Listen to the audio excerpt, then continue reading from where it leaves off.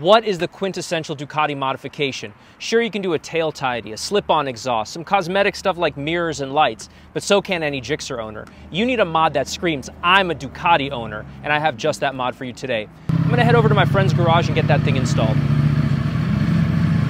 Clear clutch covers. They serve no real purpose, but they look cool as hell. Rizoma just came out with a new clear clutch cover kit for Ducati motorcycles available for certain V2 and V4 models. I'll leave the part numbers down in the description so you can check the compatibility with your bike. If you follow the channel, you know I'm a huge fan of Rizoma parts. Their quality, finishing, and packaging is next level. The kit comes with a clutch pressure plate, a clutch oil vent, and the actual clear clutch cover. It comes in 3 different color choices, including black, silver, and red. You're going to be reusing some parts from the OEM clutch, so pay close attention. Rizoma calls this a medium difficulty modification that they estimate will take 25 to 30 minutes. For this mod, you're going to need a 10mm socket wrench, 4mm star wrench, a torque wrench, and it's a good idea to have a soft rubber mallet to remove the original clutch control pin. You can do this mod with your motorcycle on the side stand, and you don't need to drain your oil. Just make sure your engine is cool and the oil has had time to settle down into the sump. Start by removing the original clutch cover, which is secured by the 6-star screws. Just be really careful because the screws and threading are a soft metal. This is going to become really important when you're reassembling everything because you don't want to strip the threading.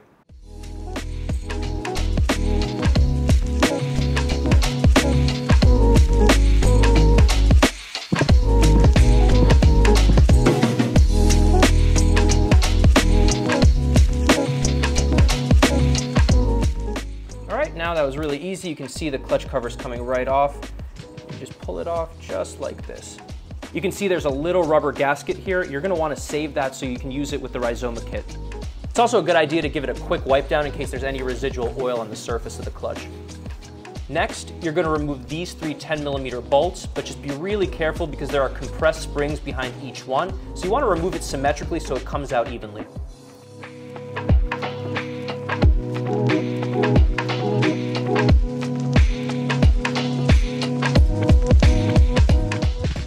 Alright, so it looks like we're nearing the end here with these screws coming out.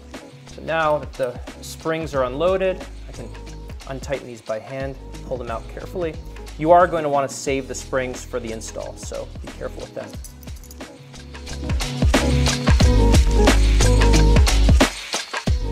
Now that the bolts and springs are out of the way, you can remove the clutch pressure plate. Just be really careful not to pull out the shift rod inside when you're taking this off.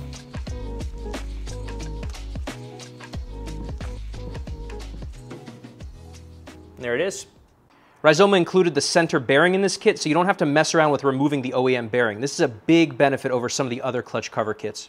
Next, you're going to remove the 3 thrust washers that are placed here, here, and here. Those are going to be reused in the Rizoma kit, and they can be removed with just a flathead screwdriver. You just push on the tab from the outside, and it should pop right down. Then we're going to repeat the same thing here, and it pops right down.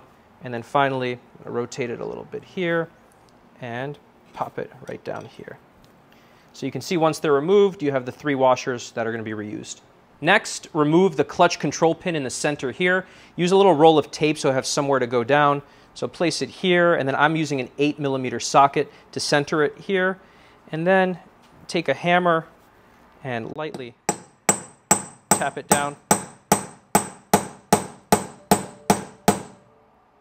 It's coming down, that's good.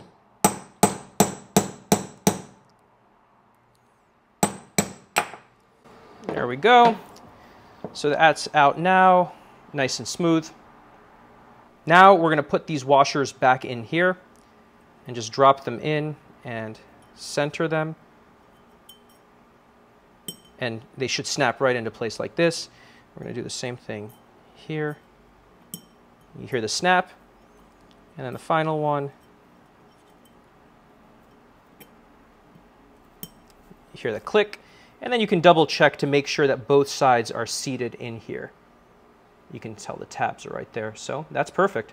Now let's put the clutch control pin back in the center. We're going to center it and make sure it's not off angle, and then slowly tap it in until it starts going.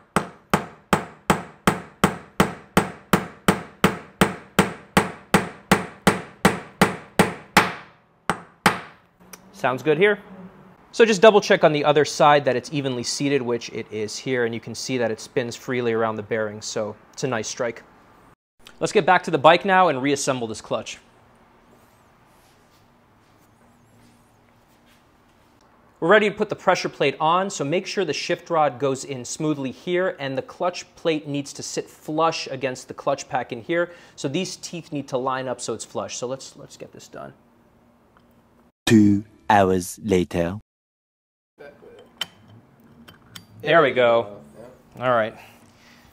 So that was a lot more frustrating than I thought it would be. There's several rings inside, and unless all the rings are lined up, you're not going to be able to get this clutch pressure plate seated well. So it helps to look very closely inside and to align those clutch rings so that you can get a good seal, and you're going to know once it's in, and it's going to take a little while, and it's frustrating, so apologies for that longer than expected install.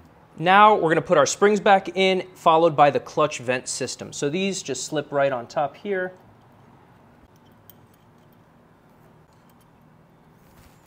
Then the clutch vent system in this lovely red color. You're going to just align the holes here.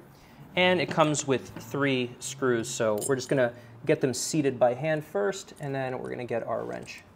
This is a 4, so we're just going to get this, make sure it's going straight. Okay. That's nice and easy. Then get our next one lightly in there. Again, nice and easy. And then our final one as well. Just get it in here. And now, like in the beginning, remember that there's springs here, so we want to go symmetrically all around. This is going to take a little while, so we're just going to speed this thing up, but let you know when we're done.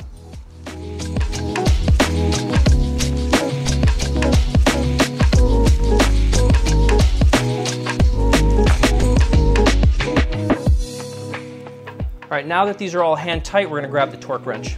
I've got my torque wrench now, and we're going to torque these down now that they're hand tight. But please note, the torque values I put in the description are for a Streetfighter V4. Just double check your service manual to make sure you're using the right torque values, because they are very important here.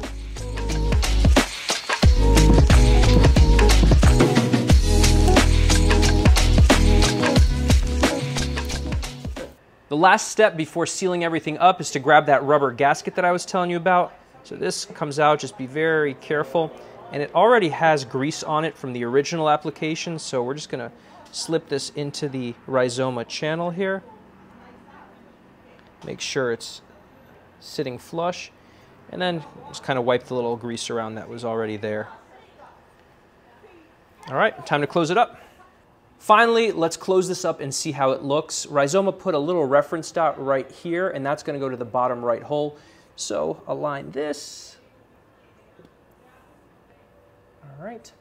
And then we're just going to hand tighten it with the screws that they provided. All right, it should go nice and smooth, just no risk of cross-threading.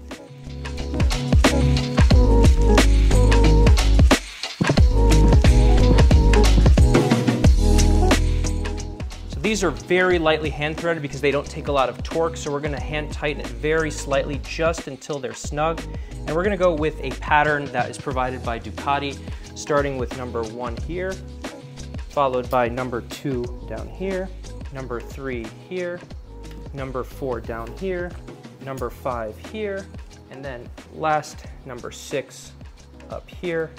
And again, we're just snugging them down slightly. All right, now we can go in with the torque wrench, which is already set. And again, using the pattern that they have, starting with number 1 here.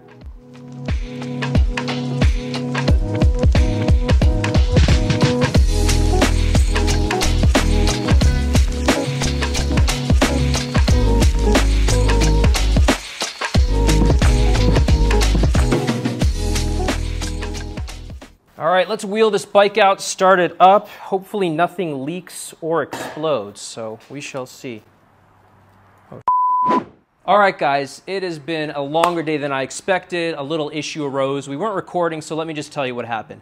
After we had put the clutch pack on, put the cover back on, about ready to roll the bike out and start it up, I pulled the clutch in to get the bike going, and it was just not budging, just really stiff.